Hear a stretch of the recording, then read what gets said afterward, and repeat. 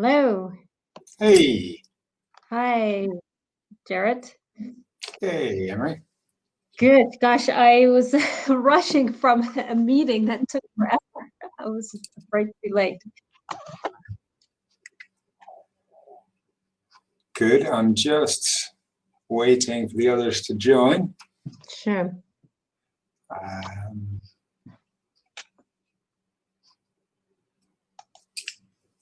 There we go.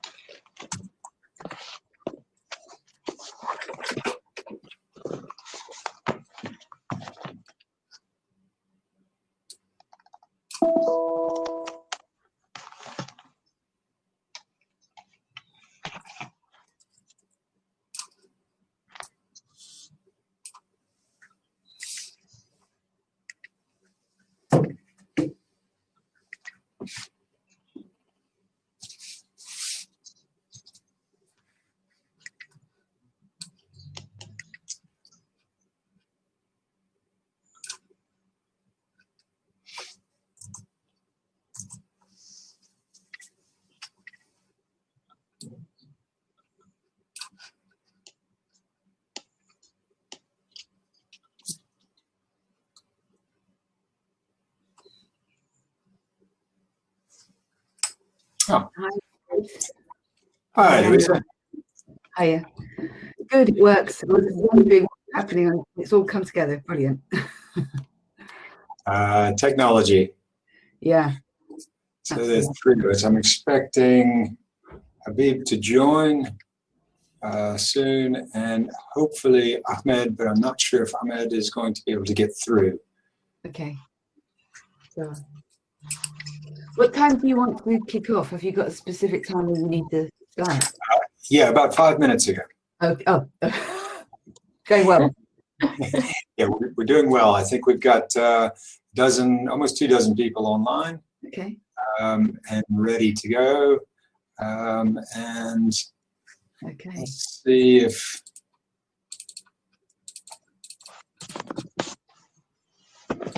wait for another minute for Habib.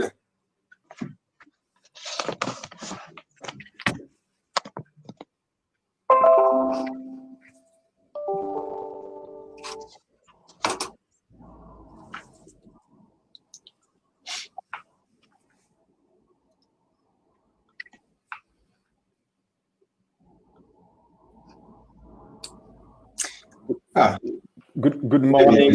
Good morning, Garrett. Good morning, Anne-Marie and Louisa. My apologies for being late. The sessions before were running a bit late, but I can see now that people are connecting. So people are connecting. Yes. We're just waiting for Habib to join us. Yeah, okay, excellent. I saw him connected on the previous session, so I'm sure he's going to join in any seconds. He's jumping in. I think we were competing with blockchain, and it's hard to deal with exponential technology when we're just being impactful. Exactly. And my understanding is that Ahmed's not able to join. Technical issues. Unfortunately, yes. Asia Habib is connected now. It has not been able to fix the connectivity and the security challenges with using the FDB platform. I think if I can ask the IUHF logistic team to help Habib come in onto the stage with us. I see he's online, so he should be able to connect. And I will just briefly introduce the panel and leave the floor to you, Garrett.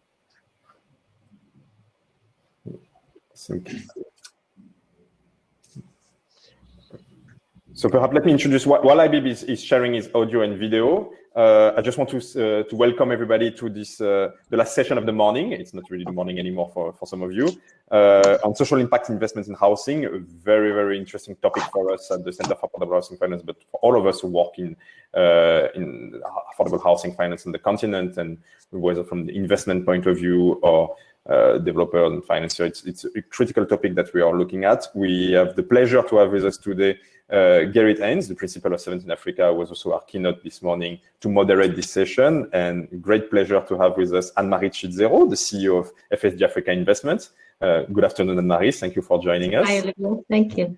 Louisa Wenningham, the head of Operation Africa at Real, also is joining us. Thank you so much, Louisa. And Habib Ann, the Global Housing Finance Specialist at the International Financing Corporation. Gerrit, you have 60 minutes. I invite the participant to submit the question in the chat, and Gerrit or myself will be able to read them to the speakers as we move on, advance in the panel. Thank you so much, and have a great session. Great. Thanks, Olivier. Thank you, Olivier. And that keeps me from having to do introductions as well. I'll do a little bit, but that's great. And thanks for joining. I know Habib is on and must be listening. He's having difficulty sharing his audio and video, and we'll bring him in as he gets closer to joining. I know that being the last session of the morning is always difficult. Everybody, we're the last time frame between the next, or the only break, it seems, that we've had through the day. So we'll try to keep your attention. I just want to set the scene a little bit. The discussion really is on impact and impact investing in housing. It's particularly in Africa. I just want to make clear, and maybe we can use this as a starting point, that having been in the sustainability and impact space now for a dozen years or so, what I find is there is a misunderstanding about impact and about investing. Impact is not an asset class. It's not a factor. It's not a style of investment. And it's hard for me to really to reconcile any activities that help support housing in Africa as anything but an impact investment. In fact, almost every investment has an impact. Even those dyed-in-the-wool capitalists who are looking for nothing but returns have impact in the investments that they're making. So rather than tuning in to try and find a guide on how to be a social impact investor, I think this is more a focus, and for us, and the discussions I've had with each of the panelists, more a discussion on private capital, public capital investment into affordable housing in Africa, and how that has impact and what that means. So if I just set the stage a little bit, I've gone back through a lot of data, have been involved in the impactful space for a long time. In Africa, there is a significant gap in funding the Sustainable Development Goals, and that's a theme running through the conference for the whole of the week. But in particular, there's a backlog of housing need in Africa. All estimated numbers. Last number I saw was 57 million. Now, let's call it 50 million. It's a number that has grown every year. Now, we come together and talk about these things on a regular basis, whether we're in the financial services industry or we're in a specific industry like housing. We come together and talk about these things, but that number continues to grow. And I think that's really, for me, one of the great challenges. We know the issues that we face in trying to address housing and human settlements across the continent. And we're all trying to catalyze, to, as I said this morning, crowd in, to mobilize money, but that's not happening. It's happening various levels across geographies in Africa, but it's not happening at scale. So I think in terms of the conversation as we move forward, I'd like to have a discussion that really reflects on our own experiences, what we can do differently. Are we asking the right questions? Have we asked of ourselves the right questions in trying to address some of these issues? I think that's really where I'd like to go. What I'll do is introduce each of you from the conversations that I've had with you, and then ask you a question and kind of move from there. An open discussion, very happy to accept conversation or input from and questions from all of you that are listening out there, and we'll try to address as best we can. Anne-Marie, why don't we kick off with you? Chief Investment Officer at FSD. I've worked with several Chief Investment Officers over the years, and I love the constant what-if scenario building conversation that happens within the heads of CIOs. What if I did this right or did that right? And that continual questioning of what you're doing. You're an investor. You're closer to the ground than some of the big ecosystem enablers that are out there on this call or participating in the conference. Tell us how you find the environment for investing in housing, particularly at the more impactful, the deep impact end, the higher risk end of the spectrum. If you can talk to that kind of opportunity and how you intend to generate impact and move the needle. Great, thank you very much. I hope you can hear me well. It's a pleasure, thank you. It's again a pleasure to be at this conference. I did attend physically in Cape Town last year. And thank you again to the organizers for inviting me to speak and for really kind of keeping this topic alive during this COVID-19, I guess, challenges for everybody.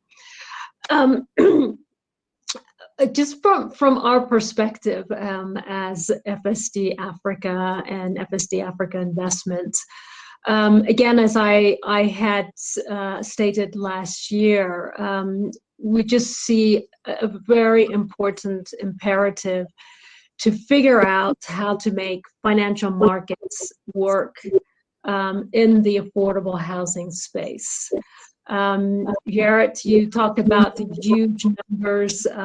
There's just, numbers in the trillions when you talk about the capital that's needed, but also just the number of houses that are needed in the affordable space. And the numbers are just escalating, and we're just not able to keep up with them.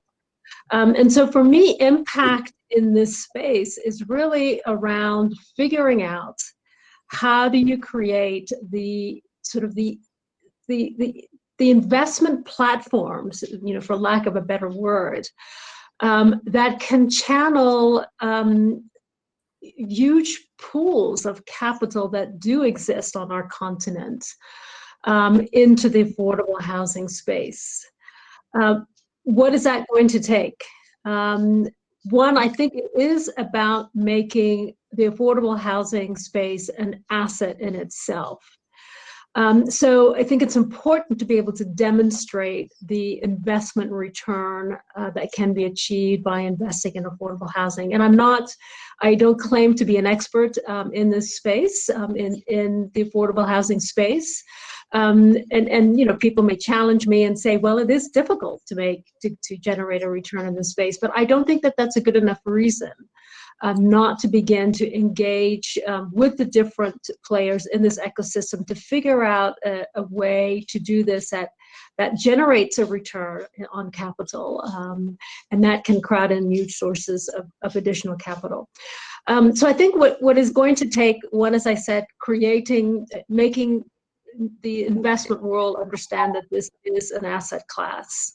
And how do we get there? And I think the way we get there is going to have to be through partnerships around the whole affordable housing value chain, both the demand and supply side, and then also from the policy and regulatory side.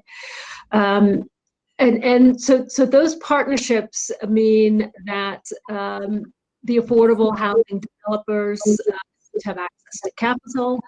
We need to have better designs that are more cost efficient in the delivery. We need to be able to have the appropriate licensing, land title, all of that. That needs to work. Obviously, there's the infrastructure, etc. So when I talk about the ecosystem, I'm talking about all the different players within this affordable housing space along the value chain, coming together to try to unlock this potential and demonstrate the return. We also need, and I think, maybe I'll stop there, Sherry, because I do want to talk about some of the innovators in this space. But I was very delighted to hear, I was just reading an Africa report that Old Mutual was looking at this and talking about how do you invest in the really low end of the market, so slum dwellings. How do you invest to create a better space, a better environment, and more stock of housing in that space? So again, in addition to the smart partnerships, I think we also need to think about smart ways to do this. And so it is about some of the concepts that developers and investors are coming up with at the upper end of the market. And these concepts are around potentially shared or multifunctional buildings that provide living space, that provide shopping space, that provide workspace. COVID-19, obviously everybody's working from home now. Why can't we come up with some smart solutions at the affordable housing space that are building on some of these solutions that people are thinking about that's more at the upper end? So how can we bring downstream some of these concepts to the lower end? And that's where we at FSD Africa and FSD Africa Investments want to engage. We can provide the risk capital to test some of these platforms. We can provide the risk capital that potentially could make the capital structure more attractive for different pools of capital to invest in this space. And so we are really keen to engage further with the different players in this market. I'm going to stop there, Garrett, and look forward to further discussions.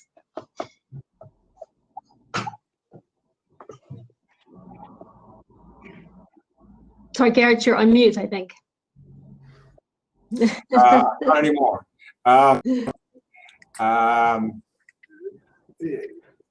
You bring up several points that really invite questions. I invite questions from the audience as well. Certainly, and I had this kind of on a list of things that we would want to get to. I didn't think we'd get to it so quickly, but you point out a couple of things. Habib, welcome.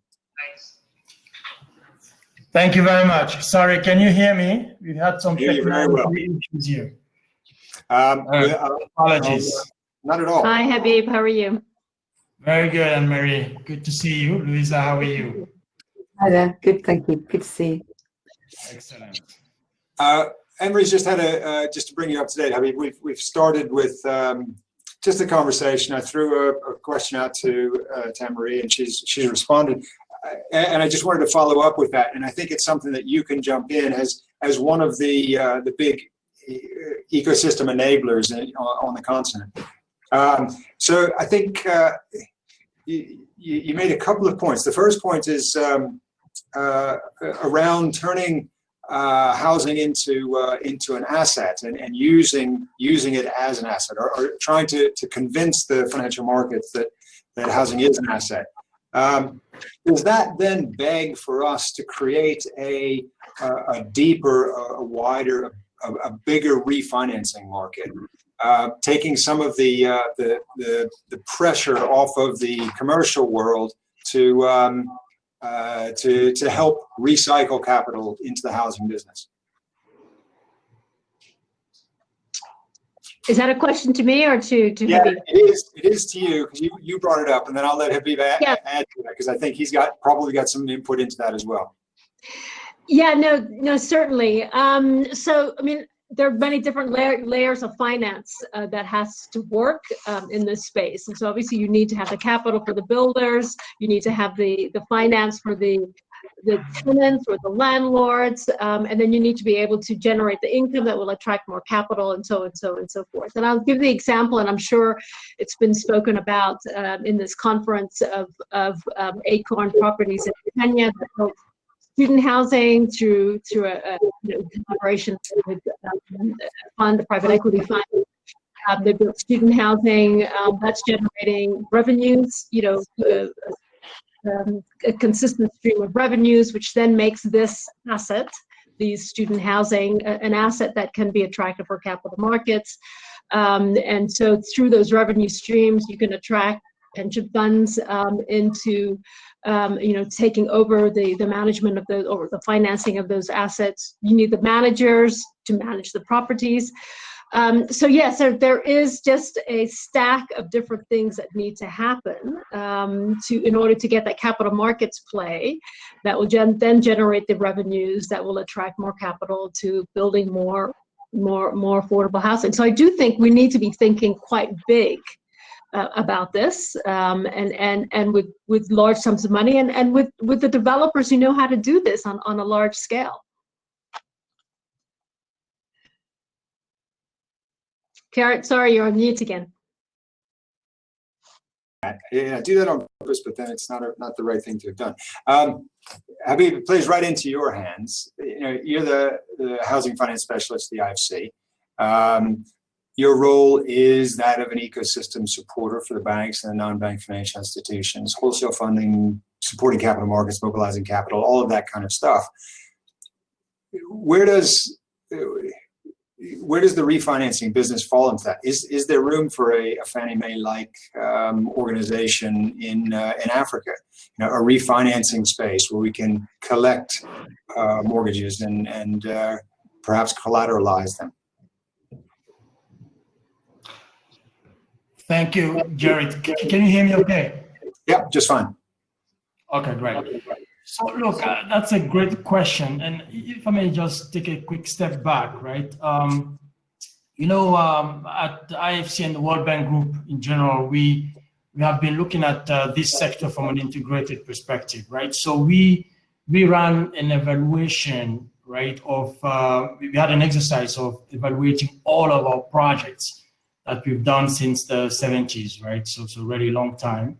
And basically see what were the impact of those projects and what could we do better, and basically where we want to focus on more, right?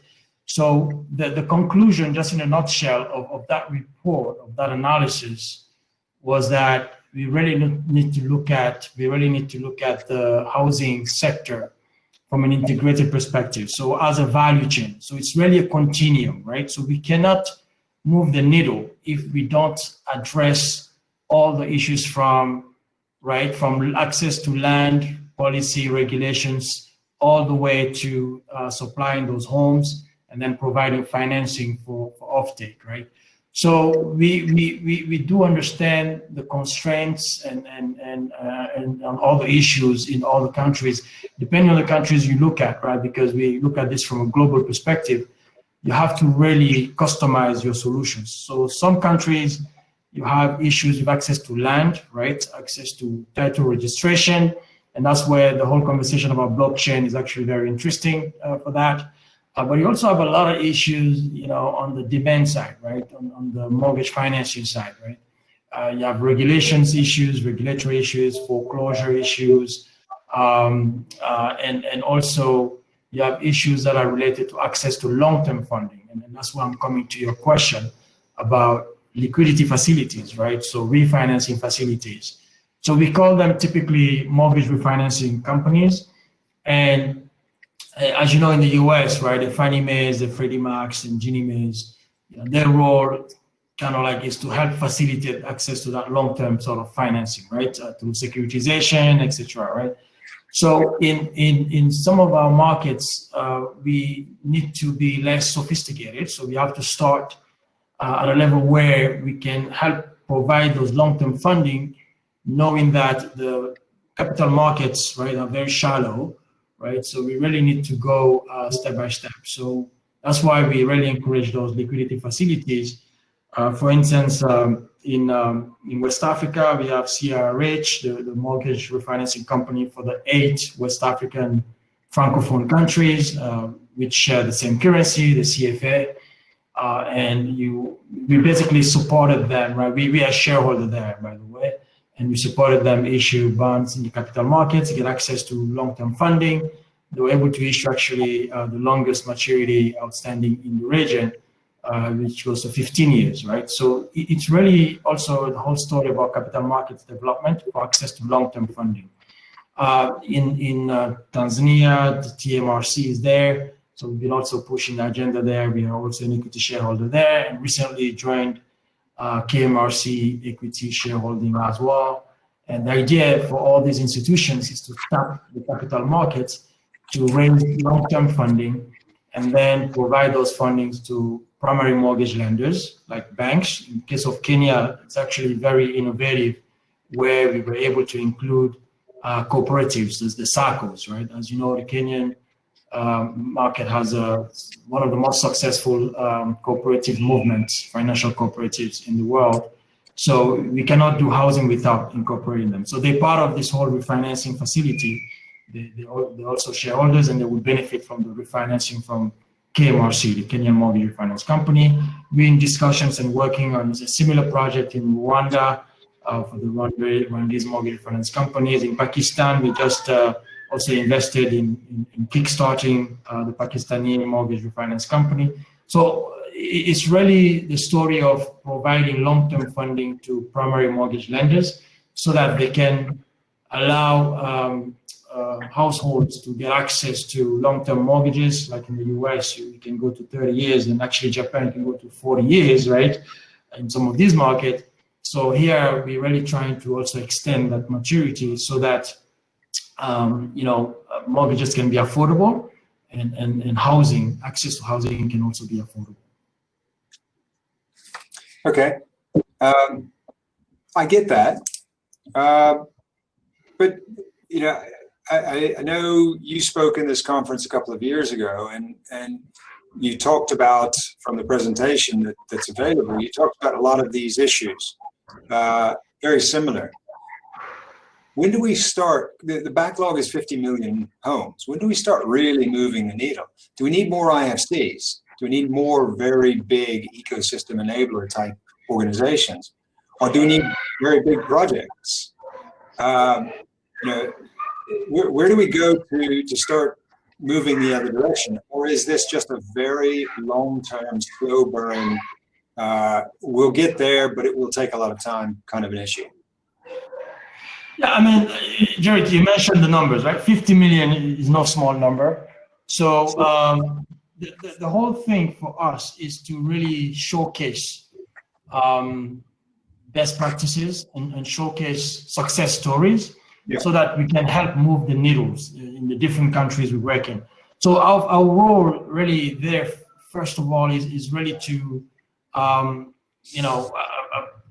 provide that policy level discussion, right? To make sure that you can explain the importance of the sector, and our colleagues at CAF are doing a wonderful job also doing that kind of work, and we do work together on some of these markets, right? So it's really important to sensitize governments the importance of the sector and the fact that the sector would add value to the economy. So you have a lot of reforms that need to happen to allow that, right? So the enabling environment, you just mentioned it, right? The enabling environment is extremely critical.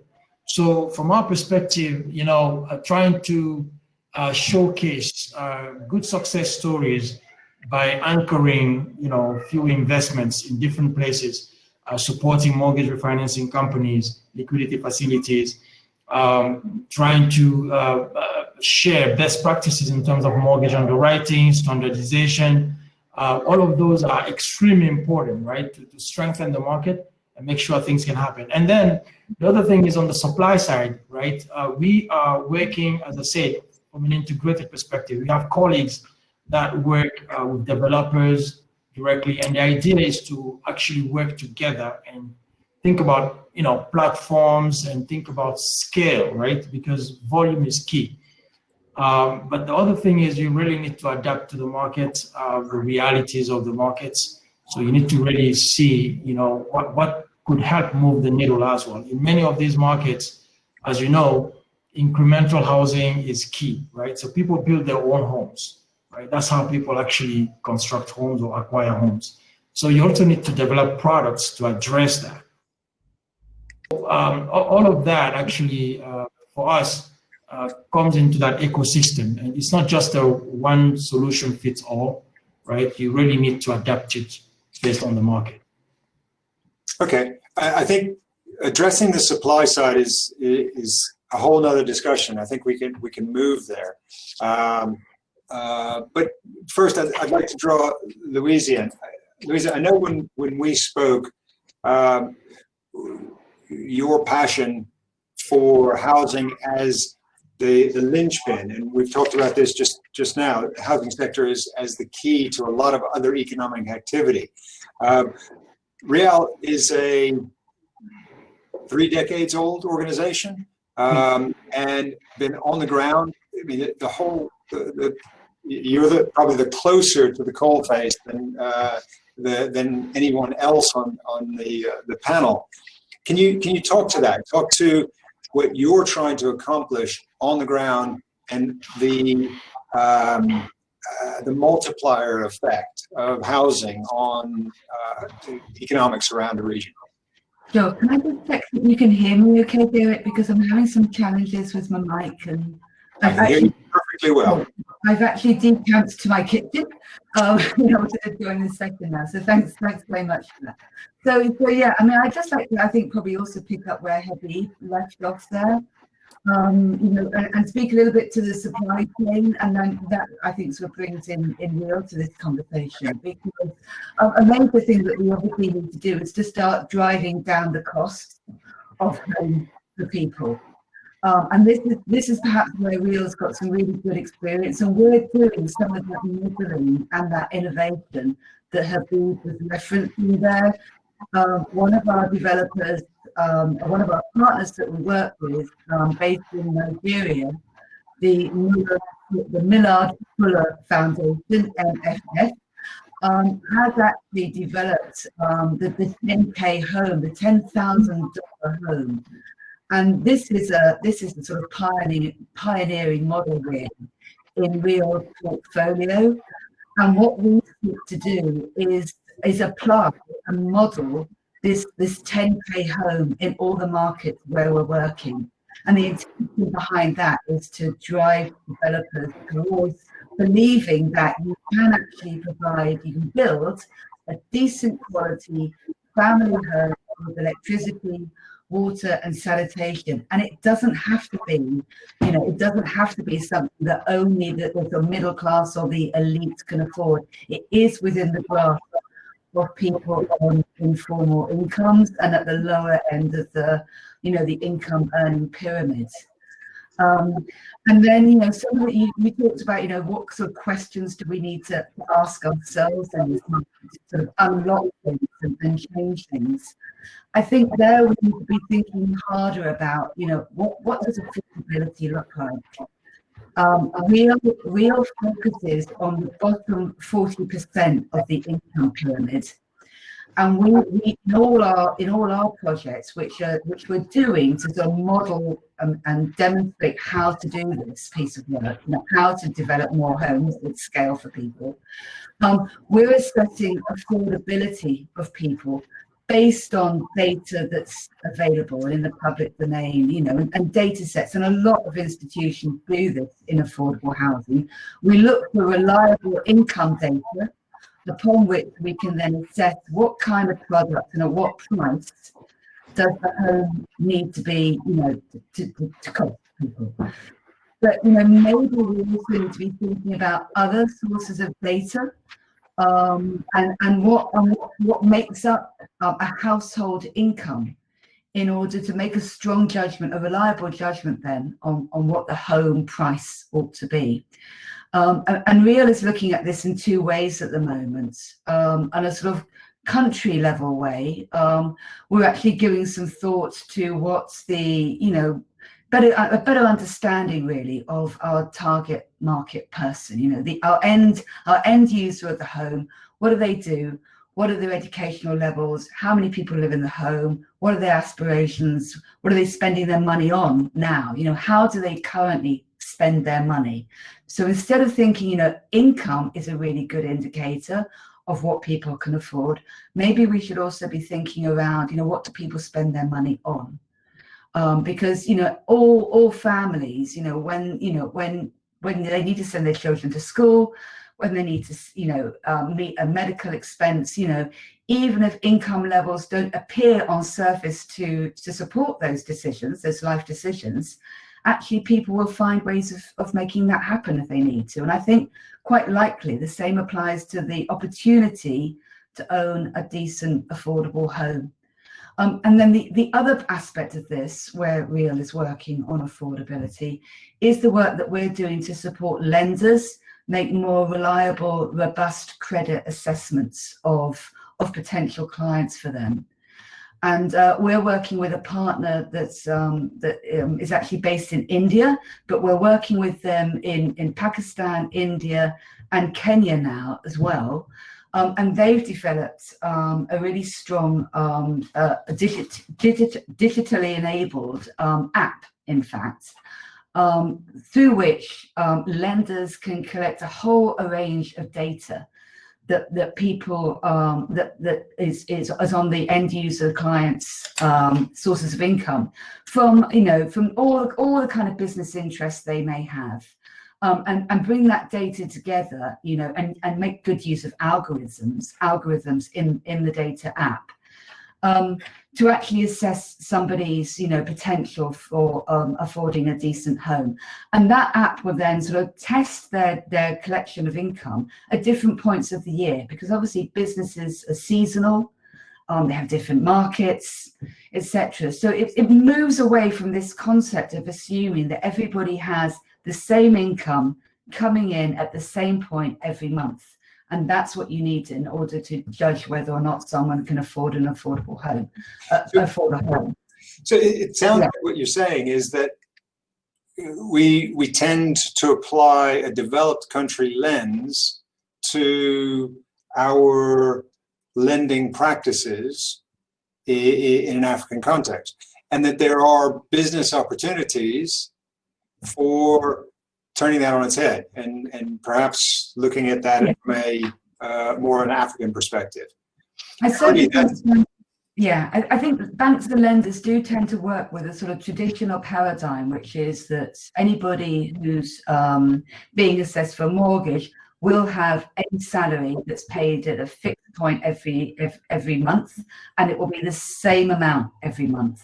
You know, and that tends to sort of drive decisions on you know, for lenders, whereas the reality is in Africa and Asia that you know, the vast majority of people are in the informal economy, and they're earning income from a multitude of sources, and there will be more than one or two members of the household that are bringing that income in.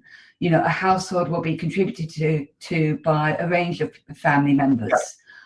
So, you know, you've got to broaden out and you've got to move away from one particular paradigm, and you've got to be really flexible about this and agile about that. Yeah. Anne-Marie, that seems like it's in your wheelhouse, funding those kind of businesses, you know, the early stage that can try to move the needle at the real economy space or real economy level. Is that something that? Yeah, no, I mean, I think this is really you're interesting. on mute. I caught you out. Hold on. No, I should be off mute. Can you hear me now?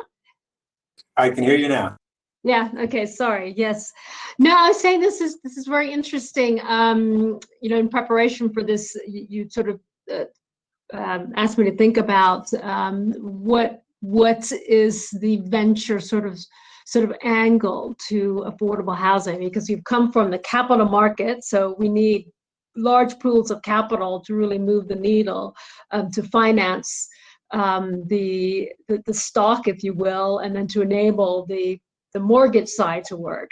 But there is a very important space for the innovators in the housing. So not innovators from a financial product perspective, but also the innovators in terms of coming up with interesting sort of concepts or solutions for marrying the living, as I talked before, the living, working, and play aspects, and the green, which is very important, in an affordable, cost-effective way. And having spent some time in the kind of venture space and in the private equity space, and also trying to support some of these kind of more innovative, younger, millennial thinkers, I do think that what we need to have is a very focused sort of strategy to support financing of entrepreneurs that are thinking about the problems of affordable housing. I mean, I think there's a lot of discussion and thought about how do you finance, the new tech savvy entrepreneurs, the fintechs and all of that. And I really wonder whether one shouldn't be trying to narrow that down and say, yes, those are the kinds of, entrepreneurs we would like to support or to finance or to find. But those that are solving problems in our housing finance value chain, because it is a very complex value chain, and as illustrated by Habib and Louisa, it just involves so many different aspects. But I think one of them really is about the innovative solutions. I spent some time in the U.S. The last couple of months because of COVID, and just witnessing how developers are coming up with sort of lower cost housing solutions that are mixed, that provide you with the open space that are, it's kind of the design itself. It's just actually quite extraordinary how they design the rooms, and then you're sharing kind of common areas, and then there's mixed use in the building, so that you can have, kind of, I'm not saying it's cross subsidization, but at least you're trying to create that asset to be more attractive, because you're going to have a higher income class there with the lower income, students, with employed people, et cetera, et cetera. So it's these designs that we as Africans need to be coming up with. I mean, as Habib and Garrett, you said, we need to figure out what are the solutions that make sense for Africa. And I think, I would like to be able to call upon our millennial entrepreneurial class, and maybe we as DFIs need to be thinking about how do you generate those kinds of ideas, and maybe that they're ready and I just haven't seen them, and I need to focus on finding them and figuring out how to get finance to them with our mandate.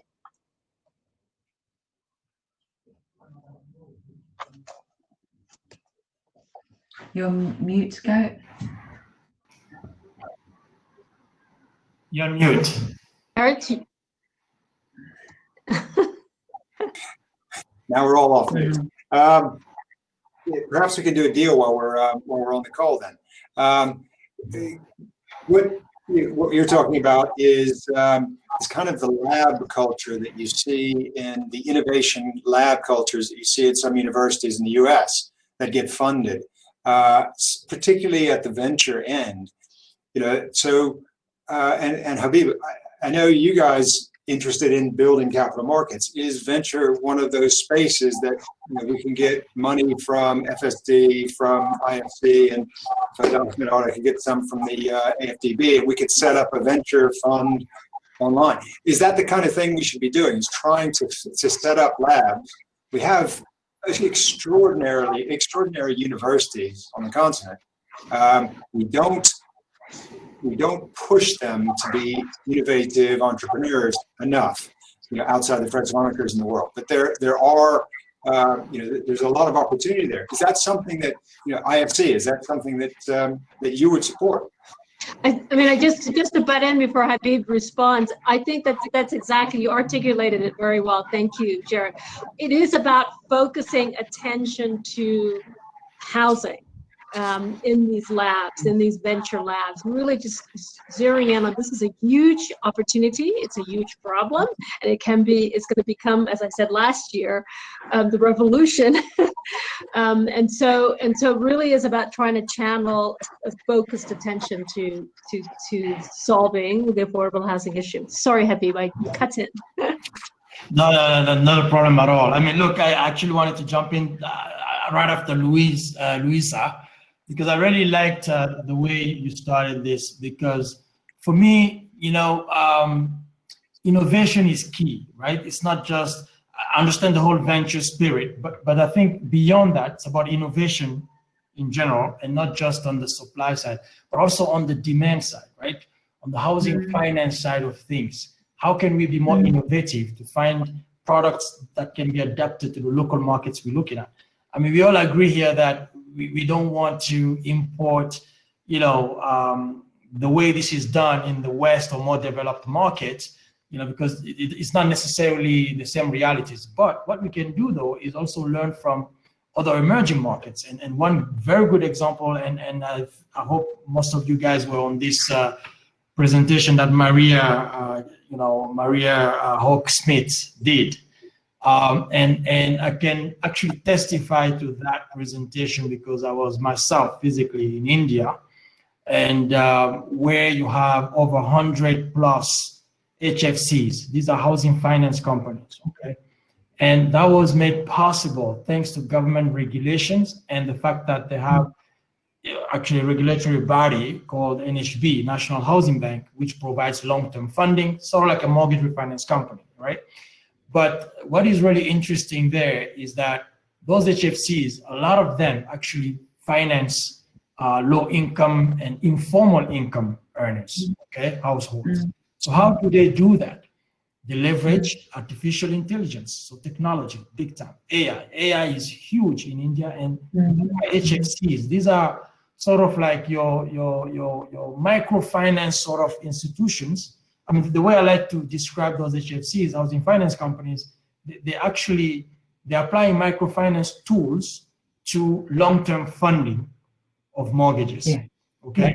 That's basically the simplest way to look at it, right? So they're really doing that nitty-gritty, detailed analysis of how a household that doesn't have a pay slip, right, can generate income and cash flow to pay their mortgages, right? And some of these guys that we do finance, we've been financing them for many, many years to now. Some of them, the NPLs for those informal income earners, right? The NPL for that category of the population is less than 1%. Actually, one of them we've been financing last year was 0.3%. If you remember the number, it's in my head, 0.3%, okay? And these guys have been growing 40, 50% every year because the market is there. That informal sector is really, the majority of the market. So that's not different in Africa, right? So the question is, how do you transfer that best knowledge, those best practices into this market? So we are looking into that. And I think, Jared, you're probably going to ask me what would be next for us, but this is where we see the future, right? Because, that's where we have the biggest demand. And that's where you have the biggest need, right? The informal sector is huge in Africa. So how do you make sure those guys can actually be bankable in finance? And one interesting thing, by the way, and I'm going to end there, with the HFCs in India, right? So they actually like people that never got rated, never had a credit score in their life. Those are the people they look for. That's one of the criteria to actually look for clients, right? And then when they onboard those guys, because they rather have somebody who never got a credit score in their life than somebody who has been rated, not necessarily in the best categories with many, many other banks and got a lot of other financing. So they get those people who were never rated, and take them through the whole financing path. And these guys graduate, and all of a sudden, like the whole banking sector is going after these guys to finance them, to bank them. So about inclusion, financial inclusion, this is really huge. These institutions have done this thanks to the housing finance market. Yeah, yeah. And can I just come in there, Gerrit, and say, I think one of the beauties really of Real is that we do actually have that opportunity to do that sort of cross-fertilization of ideas and innovations from one part of the world to another, because our portfolio includes markets in both Africa and Asia. And as I said, with the credit assessment work, we are, directly bringing experience from India to Kenya, and we're really interested in taking that across the continent as well. And I think that that also stands for other things that we're doing. So, like I said, we try to prove a concept with our homes, to try to drive the costs down, trying to always try to come up with a new model that's less than 10K, or is it 10K, the equivalent of 10K to $10,000 in that market. And and when we share that around our network of partners and developers, it sort of inspires other people to sort of come up with something similar. It's a way of actually demonstrating and sharing technologies that enable developers to build for less and build faster and build more. I think we've just lost. I think we lost Gerrit. Yeah, Gerrit? I think so. Yeah. You'll probably come back on. Just as Okay. It might, Just to add to this, I think I've come across a couple of very bold investors that have gone into some of our townships or shanty towns, or whatever you want to call them, high density suburbs, and are willing to put in money to support the construction or the management of housing developments, because the sheer numbers are there. And I think so. Not only do we need to have support a platform for the entrepreneurs to come up with the ideas, but we also need to be able to provide some way of getting investors that really are interested in this space, because the numbers are talking to them somehow, and getting them into the Indias of Africa, into these locations where you have high densities but just very, very poor housing, and there is some flow of money coming into those high density areas because people are working or in the informal sector, etc. So it does require a lot of different people in the ecosystem, and I think there is a role for people like the IC, like FSD Africa, to kind of help create that platform for these interactions to happen, for the marketplace around affordable housing to happen.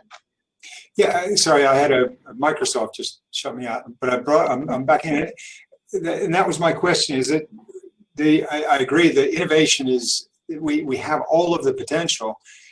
Have we seen the venture world? We see the TPG Rise Fund that comes in and tries to get involved, but are they? I mean, you guys at the funding levels, all three of you, do you see them coming in and playing a much bigger role in that high risk end, not necessarily venture or seed, but in that more risky end, to start to build this infrastructure, the ecosystem from the bottom up? Any of you? Do we see that? Are they coming in? What do we need to do? I don't. Yeah, I'm just seeing sort of more boutique type investment funds that kind of more local, that are seeing opportunities, but I'm not seeing this sufficiently at a large scale for affordable housing. But there may be ways to leverage this. We are seeing, for example, a lot more funding going towards electrification, renewable energy. Is there a kind of a product that links that to rental? Because a lot of the money that's going into pay-as-you-go energy is very much around the payment performance. And so how can you link that to actually building of a house or rental of a house or something like that? So again, it is about the design of the assets, whatever it is, and I think there are investors that are willing to look at that. Sorry, Louise, I'm sure you have more interaction with them than I do. No, I just think you're absolutely right. I think this is where collaboration across sectors is so important for us, because obviously, you know, climate resilience and climate mitigation technologies are being rapidly developed, and they're providing a great source of employment for people, which is good, because it's a win-win all round. Then, you know, if we're getting more of these innovations on the market, and they're becoming increasingly mainstreamed. And certainly housing does offer a lot of opportunity for innovators to be thinking about everything from, you know, water and sanitation, electricity, roofs, bricks, foundations, the whole piece. There's a load of scope there for people to be designing homes that are far more sort of climate resilient, and sustainable and green going forward, which is also what, you know, the younger generation wants. I mean, we all know that younger people are far more climate aware and savvy than many of us, you know, and that's exactly what they want. You know, they want to feel that it doesn't matter what income they're earning, they want to feel they've got a home that's, you know, sustainable, because we're seeing such changes in our climates. You know, people are experiencing climate change at the moment with floods or drought or whatever. It's not something coming up, it's already here. So people want homes that are going to be sustainable, and innovators have a great deal that they can contribute to that, for sure. Yeah, sorry, go on. You're saying something. You're on mute? Apologies. Yeah. Hey, Harriet. Okay. Sorry. Okay. What we see is money does come in, and particularly private equity money comes in, and it really is focused on, you know, as we said, on energy, particularly renewables, but it's energy and extractives mostly. More than 50% of the private equity money that comes into Africa. Why? Well, because it's cash, it's asset rich and cash flow heavy. It works for investors. That doesn't exist in a strong way in the housing market. We need to find that kind of an incentive for money to come in. You know, and you know, this is where I keep coming back to the long-term refinancing, where you're recycling money, because you know the DFI money that does come in goes into these asset-heavy kind of sectors, and doesn't look at the sector that may not be as cash flow heavy, but does catalyze so much more. You know, that's the question. How do we get to that? What are the steps to get there? And you know, I take your point, Anne-Marie. You know, do we need to fund the entrepreneurs? We need a lab kind of a culture. I see it's exactly 2:30. So rather than continuing on, I think just any closing remarks from all of you, and then we can go on to our break. Yeah, no, just one comment. You know, I really do want to acknowledge the players in this space. I mean, there is a comment on the chat about somebody who underwrites West African diasporas to buy homes in Guinea. And, you know, and I think there's many of these things that are happening, and I think it's incumbent on us as FSD Africa and FSD Africa Investments to really begin to, you know, try to identify all of these different initiatives, businesses, offerings that people are coming up with, because I think they're there. It's just it's kind of the market is not working to get the money to where it needs to get to, whether it's a capital markets or whether it's really, you know, trying to finance those early stage concepts. Who is it? Okay, so I think from our side, you know, we're just really interested in trying to bring the costs down for people, so that, you know, people can afford their home, and actually, you know, as I say, at the same time, you know, make sure that's a decent quality, climate sustainable home as well.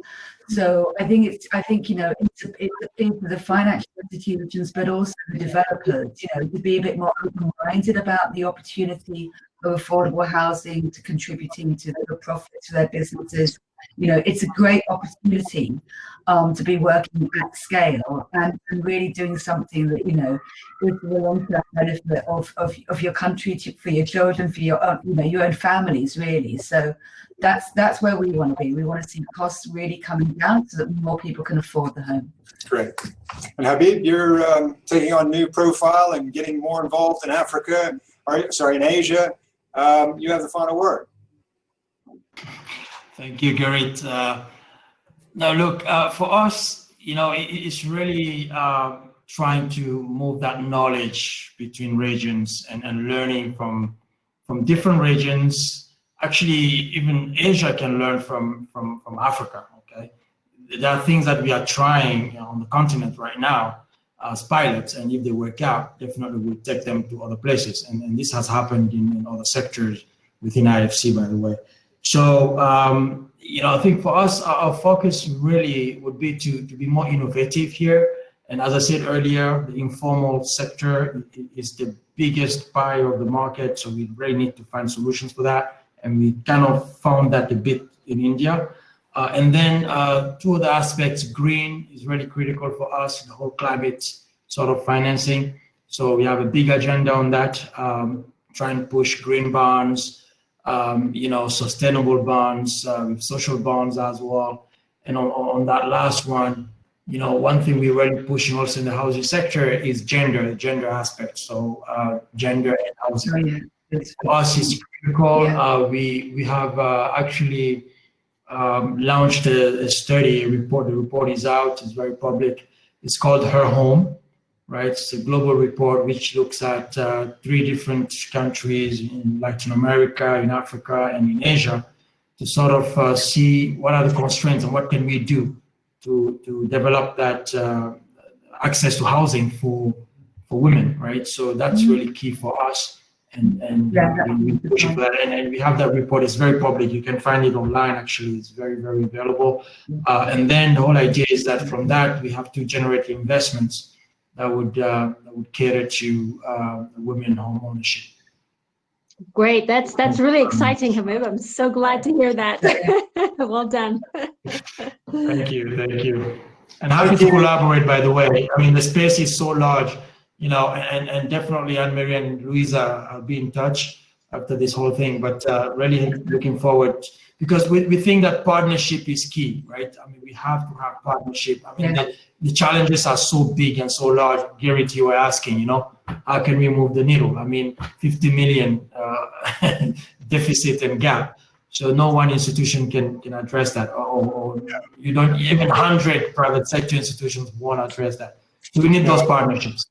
I agree. If we had $1 trillion to spend between the 4 of us, we wouldn't touch the sides of the need. There's so much need, and we need to find ways to start attracting money to come in and sort of help us throughout some of these problems. Thank you very much to all of you. I think that was a very interesting discussion. I hope the 60-odd people that have been listening enjoyed that as much as I did. Great. Thank you very much. Thanks, everybody. Bye. Thank you. Over to you. Thank you very much, Gerrit. Thank you so much, Anne-Marie, Louisa, and Habib. It was a very fantastic conversation. A lot of compliment on the chat section. A lot of requests to connect with all of you further in the networking area by direct messages. So if you are around and if you have some time, it would be great to connect with. Very eager and keen to continue the conversation. Thank you so much again. Okay. Merci beaucoup, Olivier. Merci beaucoup. Merci.